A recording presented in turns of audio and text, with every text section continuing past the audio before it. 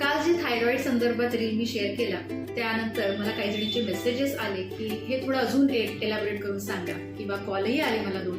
म्हणून आजच्या व्हिडिओमध्ये मी एक थायरॉइडचे केस शेअर करणार आहे. नमस्कार, मी डॉक्टर कल्याणी पाटील आणि माइंड बॉडी सिरीजमध्ये तुम्हा सगळ्यांचं स्वागत आहे. तर माझ्याकडे या साधारण 48 इयर्सच्या लेडीज थायरॉइडच्या ट्रीटमेंट, हायपोथायरॉइडच्या ट्रीटमेंटसाठी आल्या. त्यांची TSH लेवल 11 ते 13 या दरम्यानच नेहमी असायची वर्षानुवर्ष.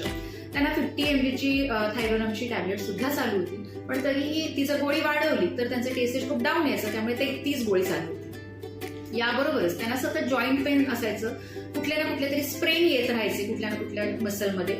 त्यानंतर त्यांना खूप लिथार्जिक म्हणजे खूप वीकनेस फील होत राहायचा.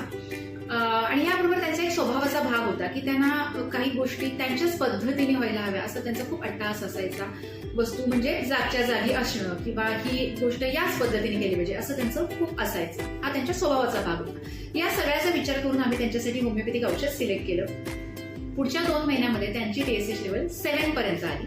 त्याच्यानंतरच्या 3 महिन्यामध्ये त्यांची TSH लेवल पूर्णपणे नॉर्मल झाली. त्यांना ॲलोपॅथीची गोळी सुद्धा आम्ही बंद करून टाकली आणि ती बंद केल्यानंतर विथ होमिओपॅथी आम्ही 3 महिन्यानंतर पुन्हा त्यांचं TSH लेवल चेक केलं. ते नॉर्मल आलं आणि आता वर्षातनं एकदा त्या TSH लेवल चेक करतात. जे अगदी नॉर्मल असतं त्याला जॉईंट पेन होत नाही, त्याला एनर्जेटिक वाटतं, झोप सुद्धा चांगली आहे, वजन सुद्धा नियंत्रणात आहे.